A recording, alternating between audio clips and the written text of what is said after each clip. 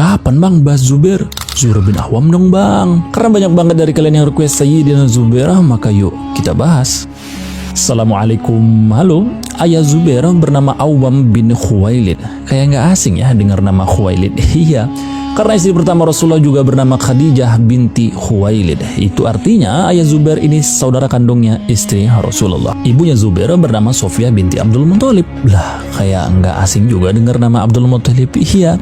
Nggak asing karena Abdul Muthalib adalah kakeknya Rasulullah. Singkatnya, Zubair ini adalah sepupunya Nabi dan keponakannya Khadijah. Sejak kecil, Zubair sudah menjadi yatim. Ayahnya Awam tewas di tengah jalan saat pulang membawa barang dagangannya dari Syam. Menurut banyak catatan, tewasnya Awam karena dirampok sekelompok penjahat. Sejak saat itulah nafkah Zubair dan ibunya Sofiyah ditanggung oleh paman yang bernama Naufal bin Khuwailid. Karena nggak punya ayah, otomatis pendidikan Zubair sepenuhnya berada di tangan ibunya. Meskipun pamannya ikut bertanggung jawab, ya cuma sekedar ngasih uang dapur aja, datangnya mungkin seminggu sekali, kadang sebulan sekali.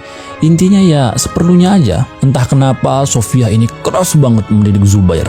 Aku menduga adanya rasa traumatis atas kepergian suaminya sih. Jadi ibundanya Zubair ini benar-benar mau memastikan jika anaknya jadi pemuda yang tangguh. Ya minimal kalau mengalami kejadian serupa seperti ayahnya kemarin bisa survive lah begitu. Maka di umurnya yang masih sangat muda, Sayyidina Zubair sudah menjadi ahli pedang. Logika berpikirnya pun sangat bagus. Ya gimana enggak?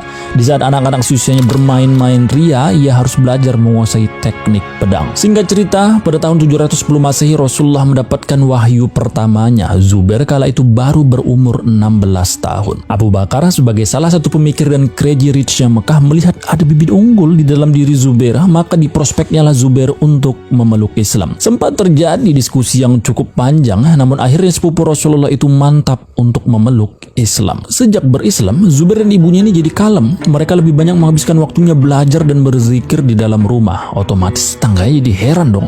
Mana Sofia? Kok nggak kayak biasanya? Biasanya ngerumpi bareng kita di sini. Singkat cerita, keanehan menyebar dari mulut ke mulut. Banyak yang menduga kalau Sofia dan Zubair ini jadi korban hasutannya Nabi Muhammad. Hingga akhirnya ada yang mengaku juga sempat melihat Sofia dan Zubair benar-benar datang ke Darul Arqam. Hal ini diadukan ke pamannya Naufal bin Khuwailid. Ia sangat marah. Baginya Bani As'ad dan turunan Khuwailid gak pernah berpaling dari Latta dan Uzza. Kok bisa-bisanya keponakannya berkhianat? Maka ditanyakanlah kebenaran berita yang beredar. Dengan gagah berani Zubair menjawab, benar paman, jika aku telah jadi pengikut Muhammad. Pamannya marah sambil berkata, Zubair, apa kau tahu apa yang baru saja kau perbuat? Kembalilah menyembah Latta dan Uzza, atau kalau tidak kusiksa kau. Meskipun masih berumur sangat muda, Zubair dengan tenang menjawab, itu nggak akan mungkin lagi terjadi paman. Naufal lalu mencekik leher Zubair. Ia dan ibunya lalu diseret sambil mengumumkan, hadirin, pertama kali dalam sejarah keturunan kami berpaling dari Latta dan Uzza. Lihatlah bagaimana aku akan menyiksanya. Maka dihidupkannya lah api unggun. Semua orang bertanya-tanya,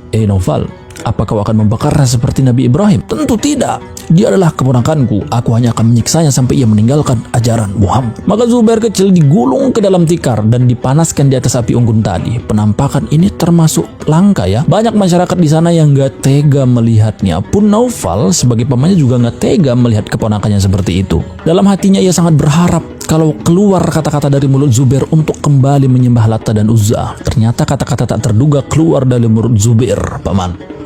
Ini sama sekali tidak menggoyahkan keyakinanku. Kali ini Naufal hanya bisa pasrah, bagaimanapun Zubair tetaplah darah dagingnya. Maka dengan terpaksa dilepaskannya lah Zubair. Sekali lagi perjelas ya kawan-kawan, kalau Zubair ini masih berumur 16 tahun kala itu, anak zaman sekarang di umurnya yang ke-16 bisa apa coba? Bantu jawab di komentar ya. Kalau banyak yang suka dengan kisah ini, kita akan lanjut di part 2.